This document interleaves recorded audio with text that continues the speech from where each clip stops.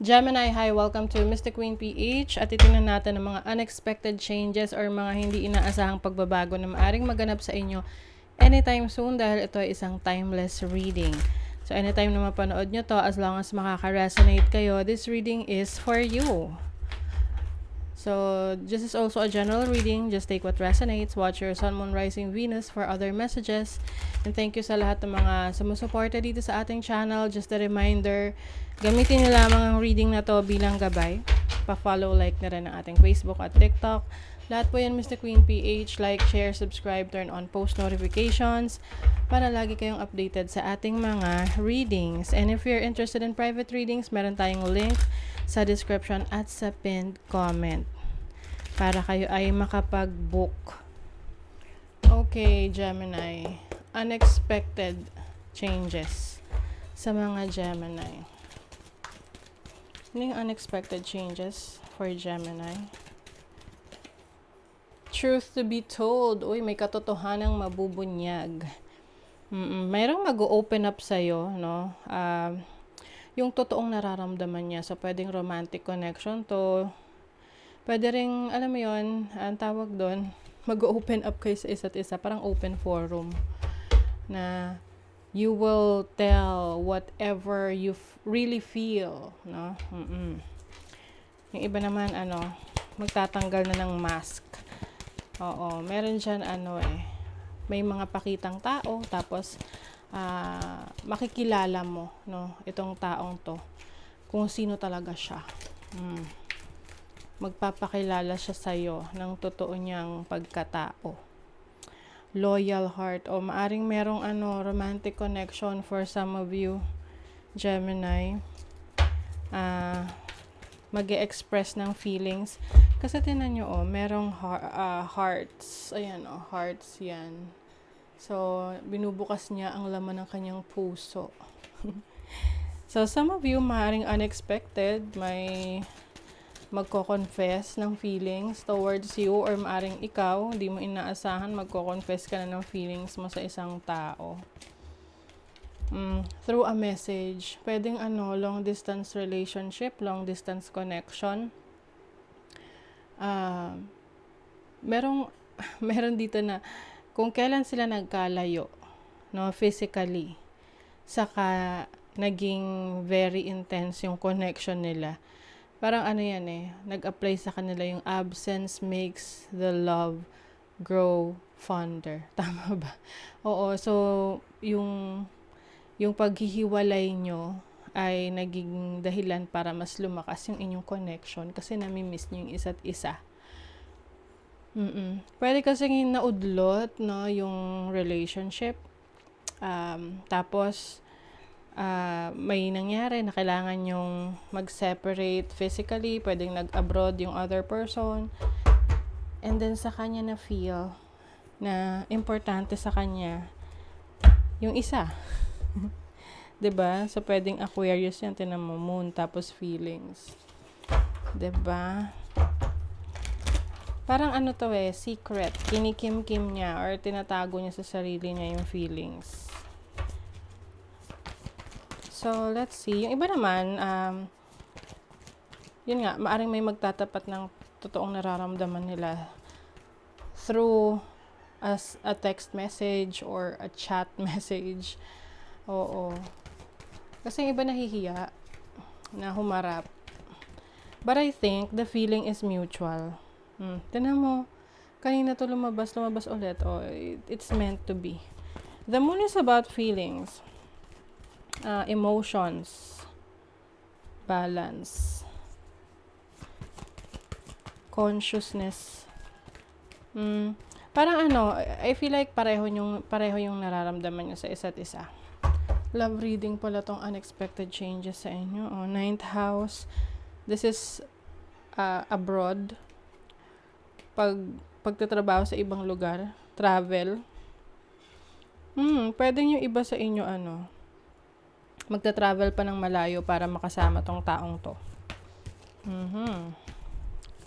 Some of you naman maaring unexpected na decision pagdating sa pag-aaral. Pwedeng gusto niyo mag-aral ngayon, no? or to add more knowledge. Yung iba naman sa inyo, maaring may pagbabago sa inyong belief system. Yung paniniwala nyo. Pwedeng spiritual, pwede ring mantra nyo sa buhay. Yes, with the 12th house, this is about your spirituality. Your subconscious mind. Yung iba sa inyo, you are also healing from your past. You are healing from disappointments. Ay, mga tao na nag-disappoint sa inyo, mga in-expect nyo na tutulong sa inyo or who will be there for you. Na pwedeng naka-apekto sa inyong mental health kasi parang feeling nyo na betray kayo. But there's forgiveness and healing. And some of you, merong bakasyon na gagawin para mas lalo nyong makilala yung inyong sarili. Alam niyo yung movie ni Julia Roberts, Eat, Pray, Love, ganon. Seven of Pentacles. Kailangan nyo maghintay, no? Maaring meron kayong mga trinabaho, mga ineffortan na sa ngayon hindi nyo pa makikita yung resulta. Some of you merong unexpected na pupuntahan, travel, opportunities.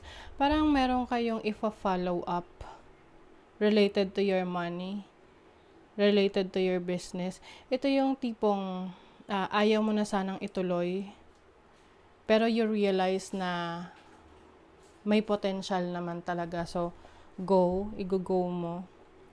Merong unexpected reunion with your friends, family, mga classmates. Lalo na ngayon kasi, lalo na kung napapanood nyo to around April 2024. So, merong Mercury retrograde or any time na may Mercury retrograde kasi it brings back energies from the past. So, usually nagkakaroon ng mga reunion, get together kapag may Mercury retrograde. Ang dami talagang travel opportunity sa inyo, unexpected, pwedeng nagkayayaan, biglaan, no? Hindi planado. Kasi nga, 'di ba? Yung mga planado hindi natutuloy, nagiging drawing.